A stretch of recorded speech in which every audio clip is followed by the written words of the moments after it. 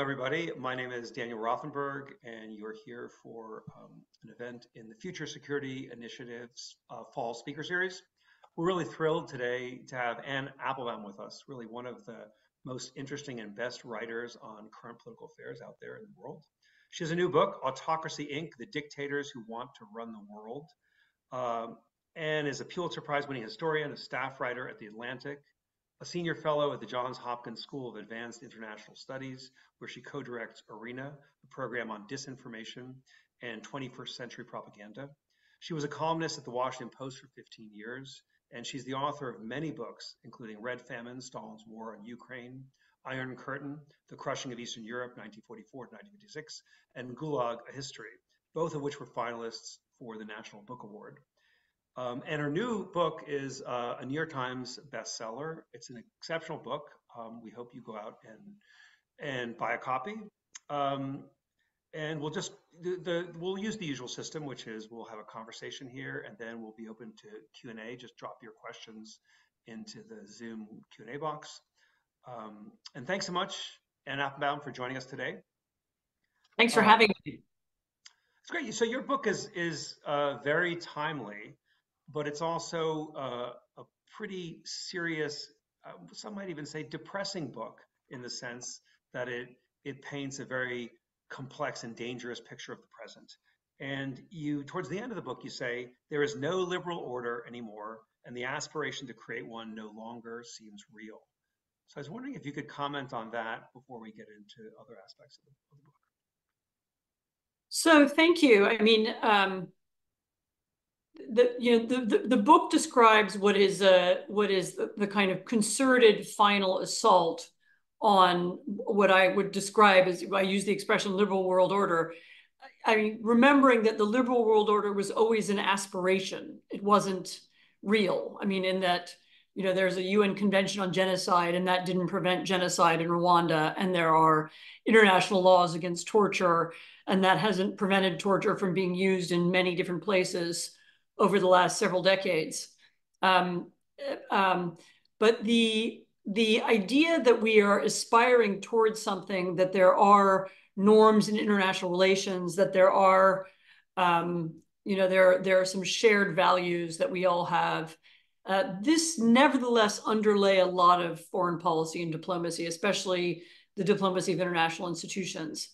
And I think actually, I mean, really the turning point might have been the Russian invasion of Ukraine. This was a moment when the Russians were saying to the world, we don't care about your stupid rules, and we are not interested in Europeans who say, never again on our continent will horrific things happen. And we're going to set up concentration camps, and we're going to kidnap children, and we don't care anymore. So what's changed is this sense of impunity and the aura of impunity around dictatorships who aren't bothering anymore even to cover up what it is that they're doing. I'm not sure that the end of that aspiration necessarily means, the rise of a kind of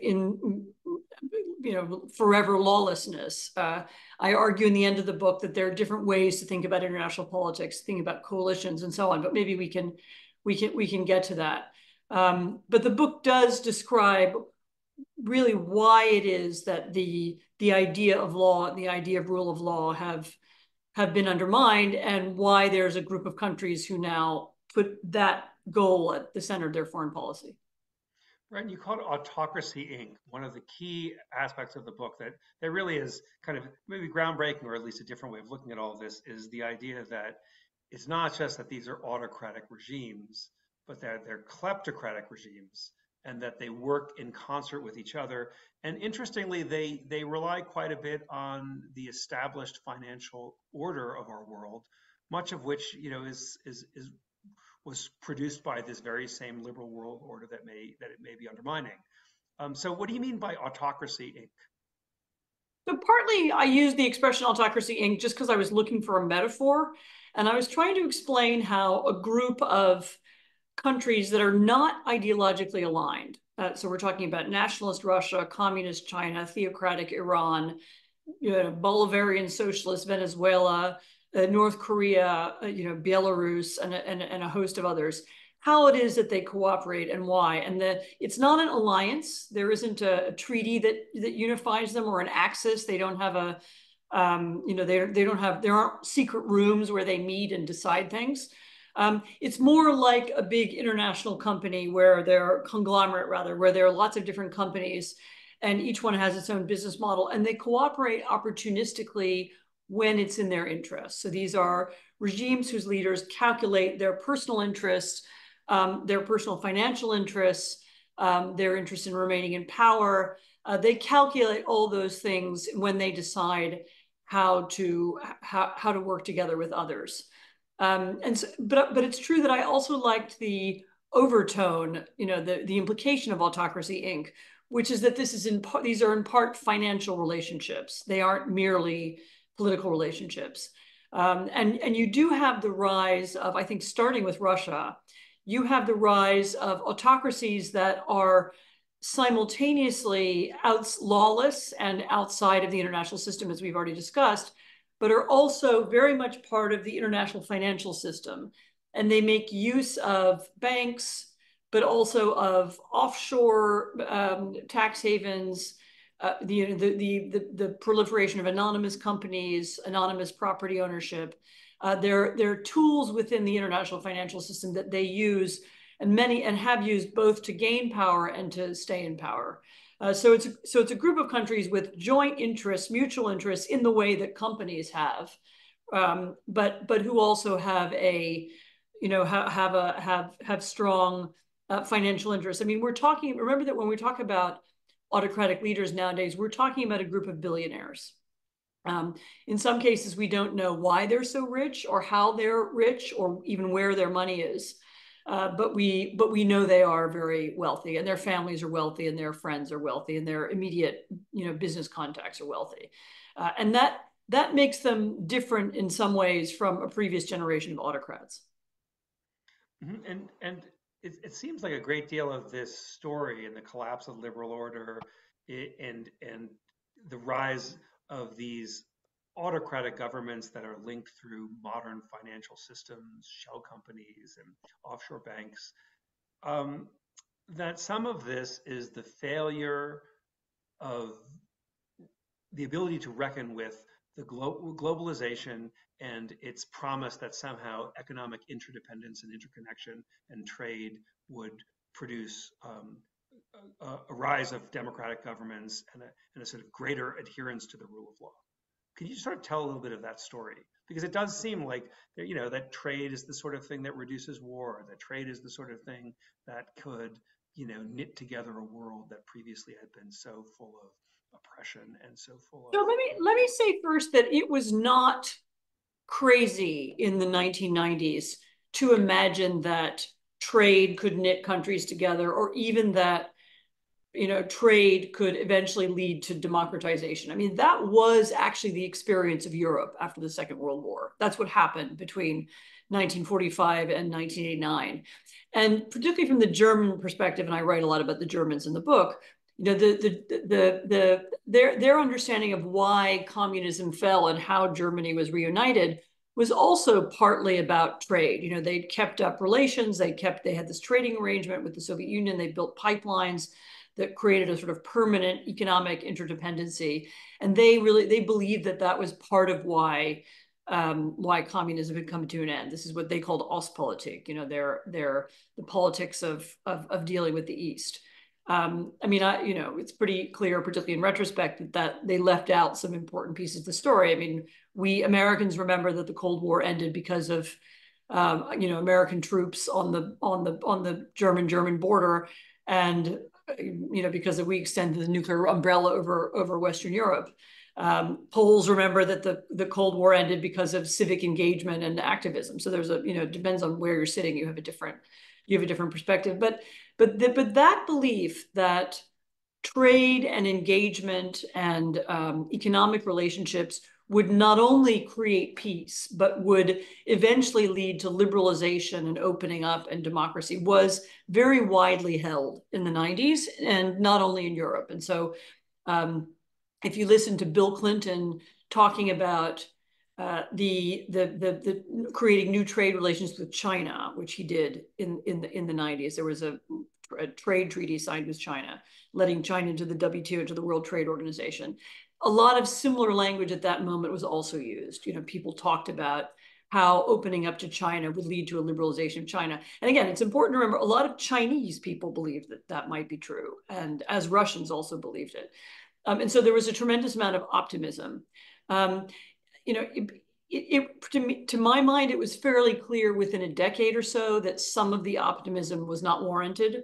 It was clear that the Russians were using that trade relationship, and again, especially that relationship with financial institutions, in order to enrich the leadership. That actually the autocratic state became more powerful thanks to its access to tax havens and thanks to its ability to hide its money in the Western economy. And we missed that moment, that when that became true. It's also pretty clear that fairly early on, the Chinese also began to use the trading relationship for strategic purposes, to gain access to technology, to borrow international property or steal international property.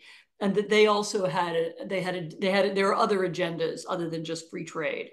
It took a long time for the Western world, especially the commercial world, the world of big companies, to understand that business relations aren't just, there's no such thing basically as a purely economic relationship that has no political implications.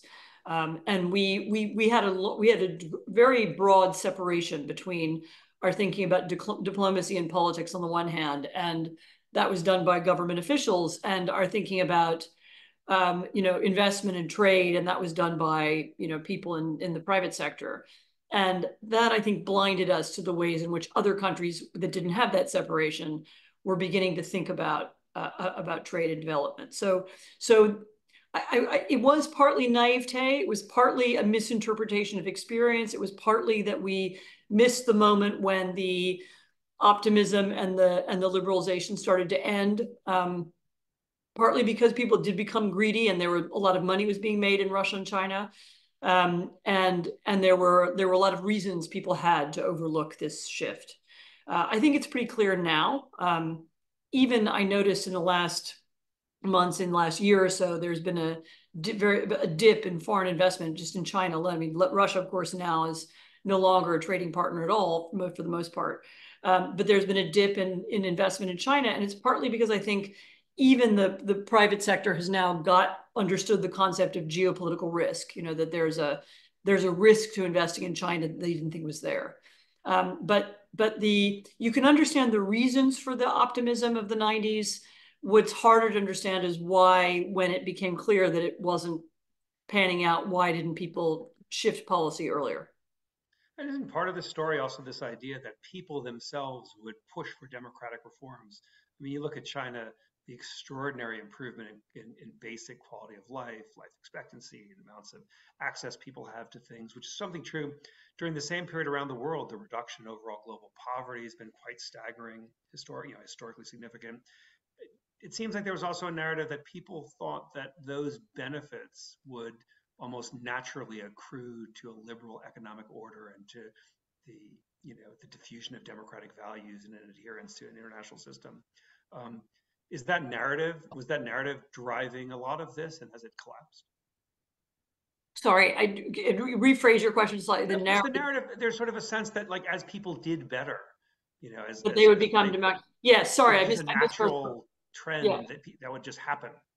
There are actually political science theories around this. That once a nation attains a certain level of prosperity and the middle class is X number of percentage of the population, that you will naturally have a transition to democracy. I mean, it is probably true that as people become wealthier, they expect more rights, they demand more from their judicial system, they want justice, they want the rule of law. I think that's probably all true.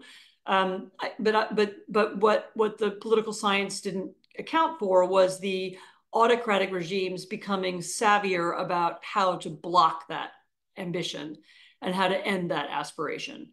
And so you see, particularly over the last decade, you see a lot of countries, I mean, Russia, China, and Iran, but also I mean, I read in the book I write about Zimbabwe, I write about Venezuela, but you could talk about Burma, you could talk about Azerbaijan, you could talk about a pretty wide range of countries.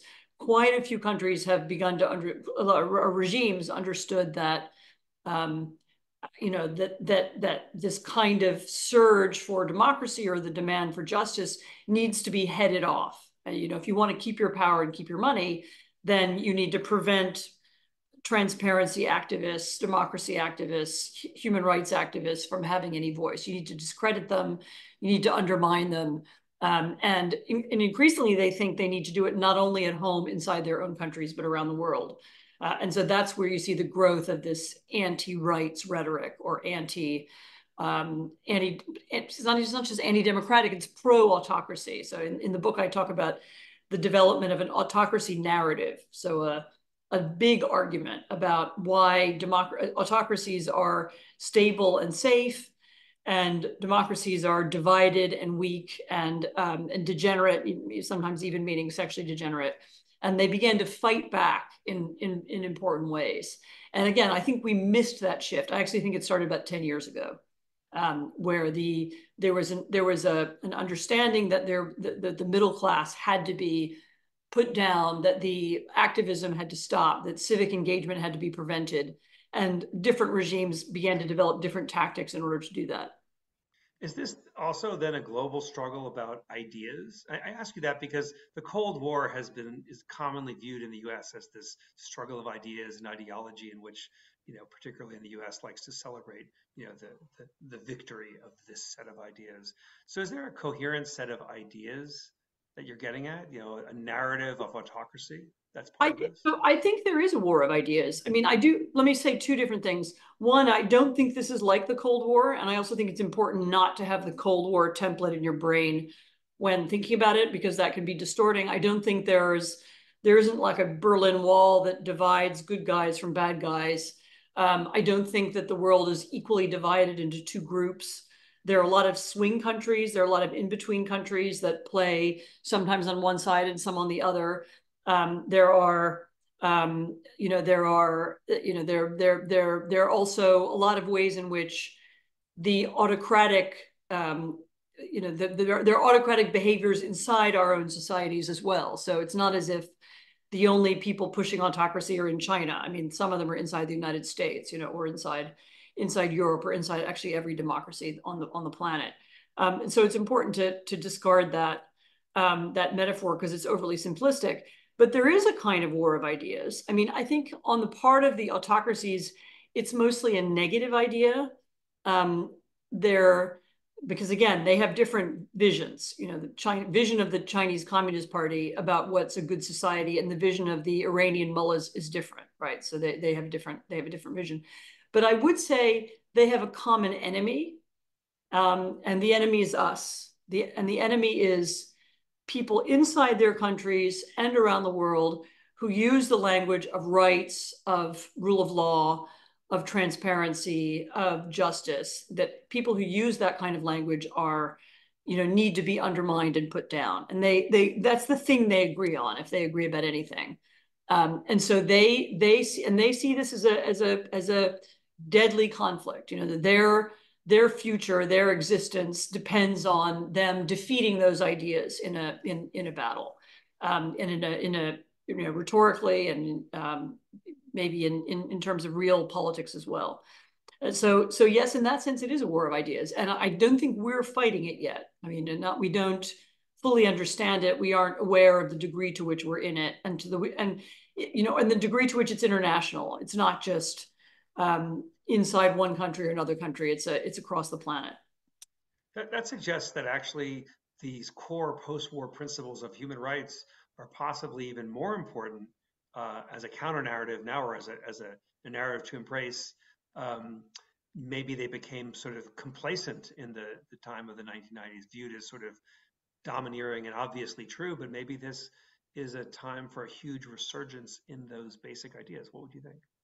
So I think that is absolutely true, that we, partly because we believe democracy was inevitable, right? We already discussed it. Inevitably we'll open up trade and ideas will flow from west to east, as the terminology used to go, and the world will become more democratic. And I think that the inevitability of it also made us lazy. I mean, if it's inevitable, then you don't have to do anything, right? You just sit back and wait and earn money from your stock market investments, and you don't have to worry about ideas or about your own society. And I think, in fact, it turns out that democracies, as America's founders certainly knew, democracies are more fragile than we imagined. They can be undermined. They can be undermined from within or from without. And particularly given that over the decades, most of humanity has lived in what we would now call dictatorships, monarchies or under warlords. That makes the democracies that we have all the more unusual and all the more deserving of protection. So yeah, I think and I'm not saying, by the way, that there should be a rah kind of go USA, we're perfect in every way attitude. On the contrary, I think understanding the faults of the US and the darker sides of American history is important in understanding why these things that we value, these things that we want, these things that periodically disappear, but but when they're strong, bring a better life and a more open society for everybody, why it's so important to fight for them and keep them. And if I think even particularly if you're somebody who is distressed by, I don't know, whether it's the history of slavery or of injustice in the United States, if that's what motivates you, then you should be thinking all the more about how to make sure that America has better institutions and better systems in the future, and that we trumpet those systems around the world too, and that we talk about why they're good and we promote them and argue in favor of them.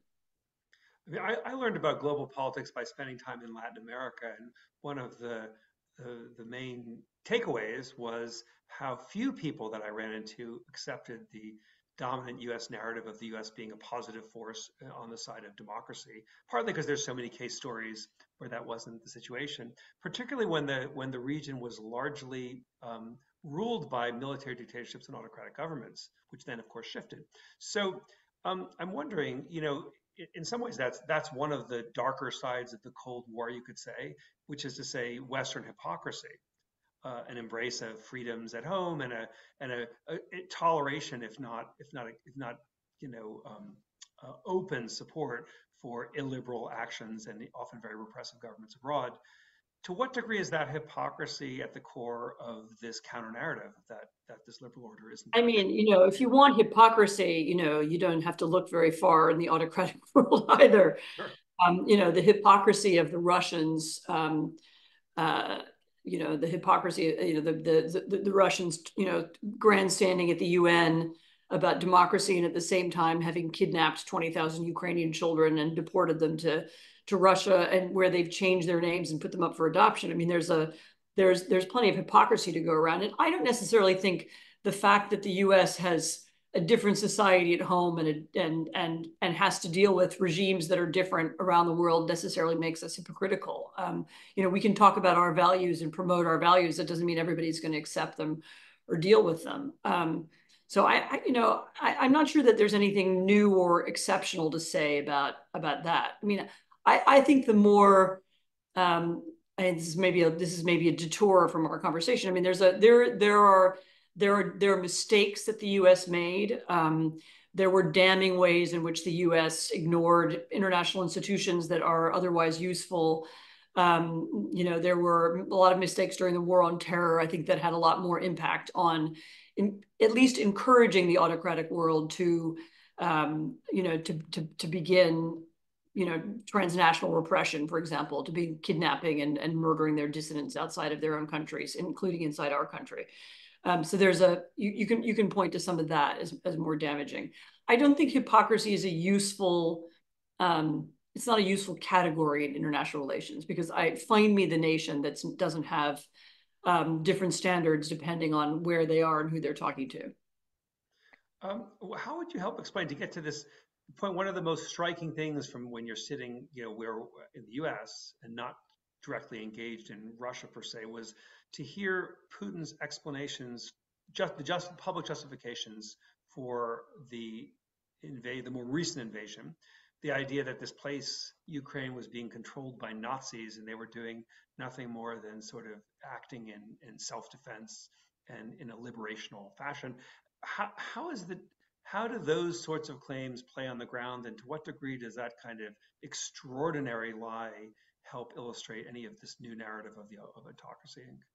I mean, some of it works for them. I mean, you can get people repeating lies about Nazis in other places. I mean, I'm not sure how much of the Russian narrative about Ukraine has been very, moves people. I mean, it tends to work for them when it works in conjunction with something else. So again, when there's a broader narrative about autocracy and a broader, when they're playing inside inside French politics, or when it's coming from when it's coming from people who they support for other reasons, maybe it's useful.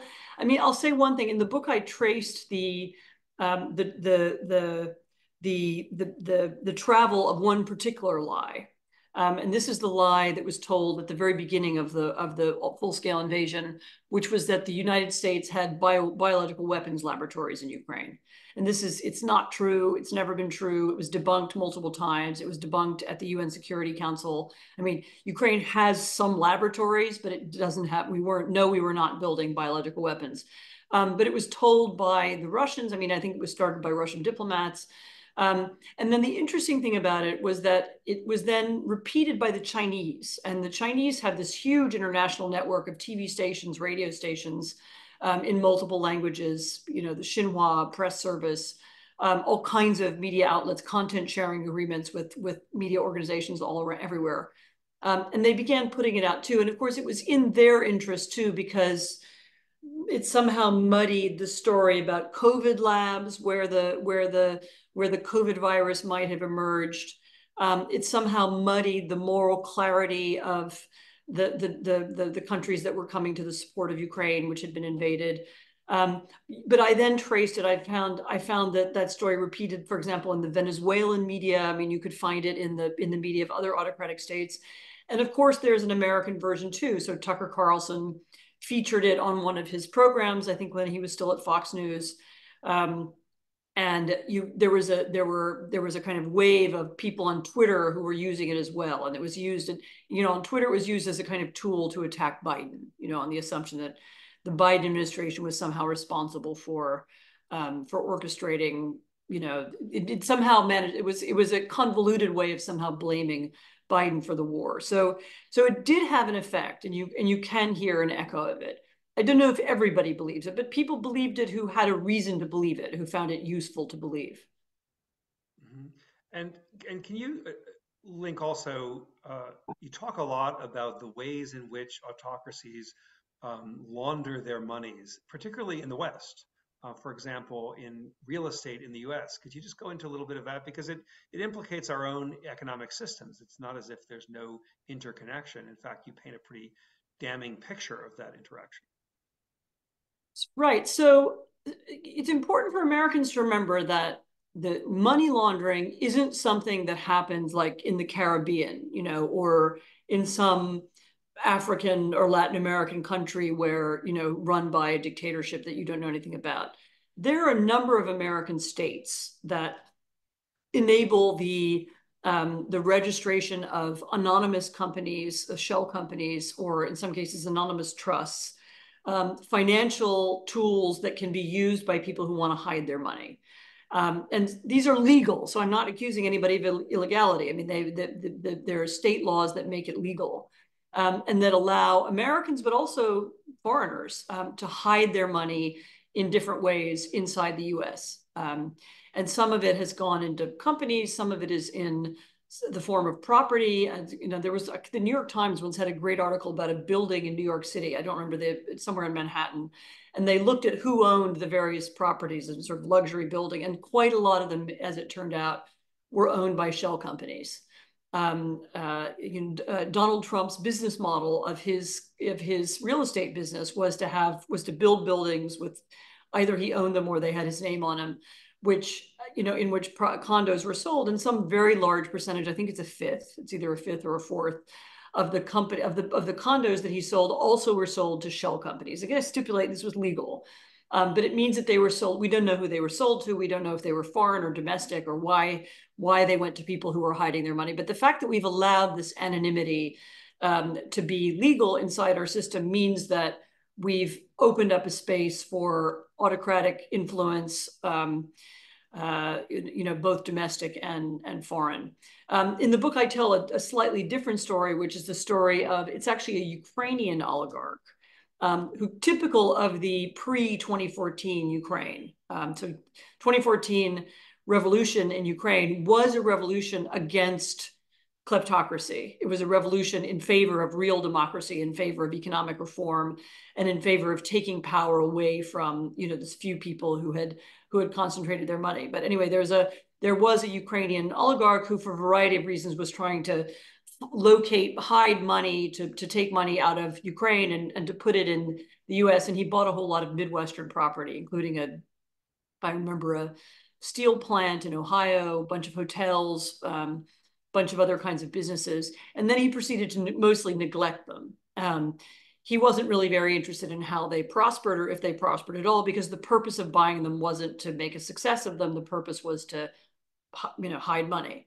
And so it's an example of how, real people on the ground in Ohio, when their factory started to deteriorate, they were feeling the effect of this international kleptocracy that we have allowed to proliferate.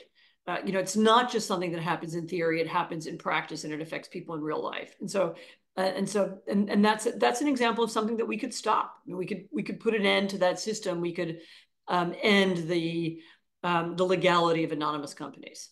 You do. You suggest you have four sort of things to do, ways to address Autocracy Inc. And the first one is put an end to transnational kleptocracy. So let's talk about that. What would be your suggestions on that? I mean, a lot of it is, well, first of all, it probably requires an international coalition, because you would need more than just one country to do it. But you could make it illegal to have an anonymous company. You could say that whenever you found a company, you need to produce an ID card. And actually, there's now a U.S. law that's pending that will do exactly that. You could hedge. Make it illegal, or else very difficult for U.S. citizens or European citizens to invest in tax havens. You could restrict the use of these systems and these tools, and you could make them illegal, and then they wouldn't exist. I mean, sometimes we treat the international system as a little bit like we treat the internet, as if it were a natural phenomenon, like these are, it's a coral reef or something, and there's nothing you can do about it. It's just always there. But they're not. I mean, these are systems that exist because of the way we've regulated finance, or the way we've regulated the internet, and we can change them. We can unregulate it, or we can differently regulate it, and then this problem won't exist. I mean, the U.S. has radically transformed the rules on money transfers internationally to prevent that sort of thing. And yeah, I mean, that's an example. We pushed back pretty hard actually against tools that were being used by what we thought terrorists, right? Mm-hmm. But we could keep going. I mean, there's more that we could do. Let's look at you also, one of your other suggestions is don't fight the information war, undermine it. What do you mean by that? So this was an idea connected to the way in which Russia is laundering information, and using, they create these websites that look like they're from Ecuador or Argentina, whatever, and instead they're in fact run by Moscow and used by Moscow. So beginning to expose them, show how they're being used, to the more exposure of this information technology and that we can produce, the better. I mean, I also argue in the book, and it deserves its own separate argument because it's really a bigger problem, and it has a lot of connection to domestic politics and law. We could also think about regulating the internet differently. And this ranges from ideas about making the platforms liable for what's on there, what they publish, It could include opening up algorithms, giving people some access to understanding how it is they see what they see and giving them some control over it. It could involve giving people control of their data so that they're not kind of helplessly being pushed around online. It could control ending some, not all, but some of the anonymity on the internet so that people are making arguments using their real names, which is how they would in real life, and how you have in a political system, it's what you do. I mean, when you have a room of people who are debating a topic and somebody walks in with a mask on, they're automatically excluded. And yet we've allowed anonymous accounts and fake accounts and AI-driven accounts to drive and shape online conversation. And there are ways in which we could bring that to an end as well. I'm just going down your list. Another one, you say decouple, de-risk, and rebuild as your third policy suggestion to address the powers of Autocracy Inc. Wait a second. Yes, this is the question of how we begin thinking differently about business and trade. So we started off talking about how while we thought we were engaging in free trade with the world, that at least a part of the world thought that what they were doing was using our free trade system to enrich the elite or to or to steal ideas. And so I think we need to be much more savvy about what we trade and how. This has started actually, this process. If you look at the CHIPS Act, if you look at Biden, some of the stuff the Biden administration has done around thinking about supply chains and components and bringing them back to the U.S. Europe is having a similar kind of conversation. I think companies themselves are beginning also to think twice about what it means to trade with China or to trade with Russia, and how that, what the risks of that might be. But just simply understanding that it's not a value-free zone, the global economy, that it has security implications and political implications for us as well. Let's ask if folks in the audience want to drop questions into the Q&A box, that would be great. Then your final recommendation is Democrats United. What do you mean by that? By Democrats United, this actually, it's a term that comes from a friend of mine. I didn't invent it.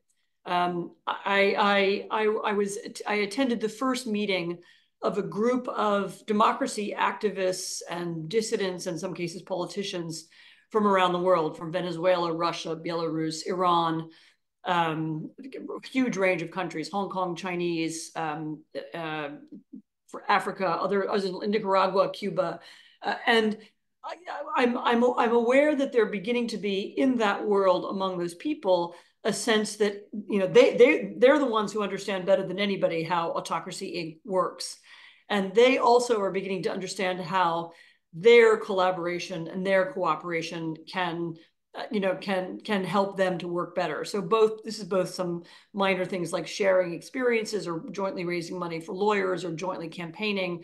They're beginning to look for ways in which they can at least be on the same page.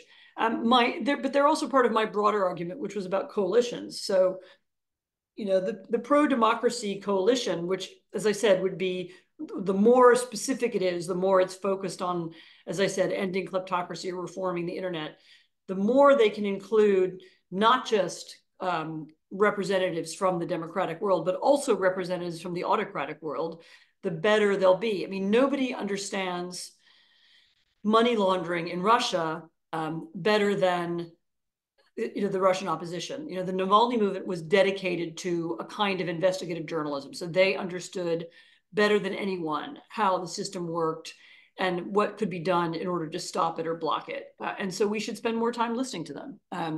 The same is true of democracy movements elsewhere in the world.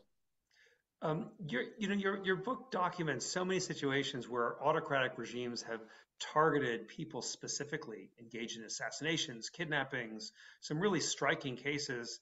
So personally, here you are drawing attention to this kleptocracy. How afraid are you, or what do you personally experience as a possible threat to your own well-being? Honestly, I'm not afraid at all. I didn't know why I'm not, but I'm not. The main thing that affects me, I mean, I get sometimes subjected to online trolling campaigns, but I have to tell you, the worst ones in my life are the ones that are from Americans. I mean, it's the nastiest, email, the nastiest online campaigns come from the U.S. And what I can say about that, I don't know. I mean, of course, I suppose they might not really be from the U.S., but it looks like they're attached to, the autocrats in America. So mostly it's online. Having occasionally people, show up at events I do and make a fuss, or I mean, but I don't feel personally threatened. I don't think I'm important enough. I don't have a sense of myself being of sufficient interest to to the Chinese Secret Service. Maybe that's it. Interesting. But in the war of ideas, this is a pretty markedly significant set of book and set of ideas. So a question here, in the rise of autocrats supported by the international financial system, is this a new phenomena, or is this a recurring human inclination throughout history that's now just on a global scale because of the global interconnected nature of our economic system?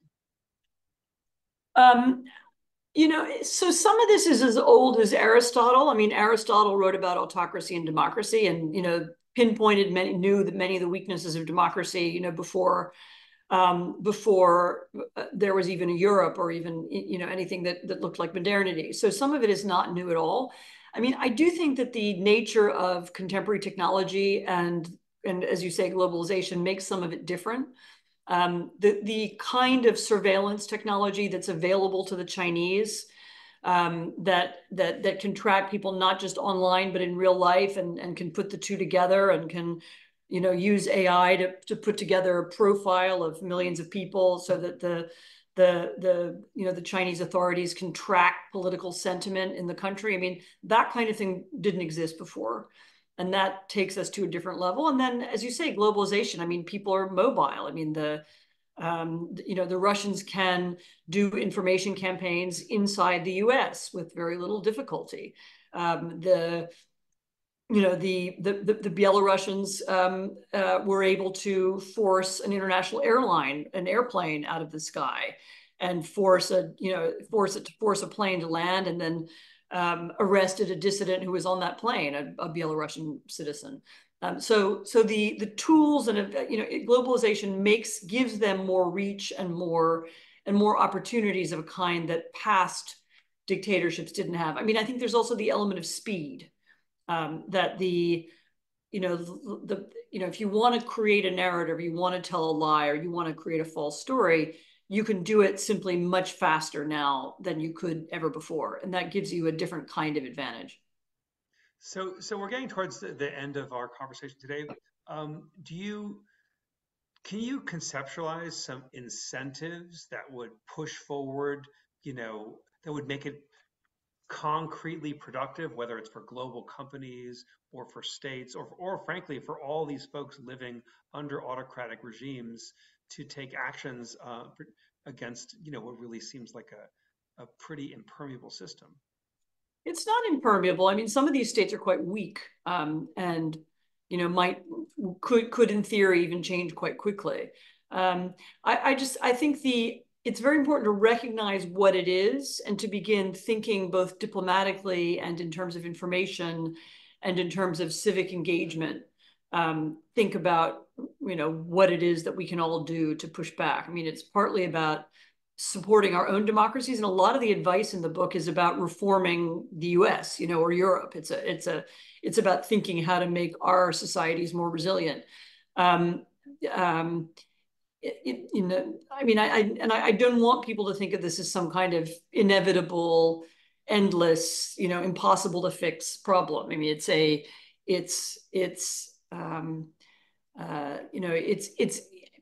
things do change, and countries change, and they become different over time. And if I've spent a lot of the last 30 years in Poland, and I guarantee you it's a completely different kind of country than the one that it was when I first arrived there. And so I think remembering that with change, with the possibility of change, there's always the possibility of difference, and there's always some room for optimism and hope. Yeah, that's a great place for us to end. Thank you so much for your time. Thank you, everybody, for joining us today. It's a great book, and it really is a contribution to conversations on these issues. So, Thank you. bye-bye.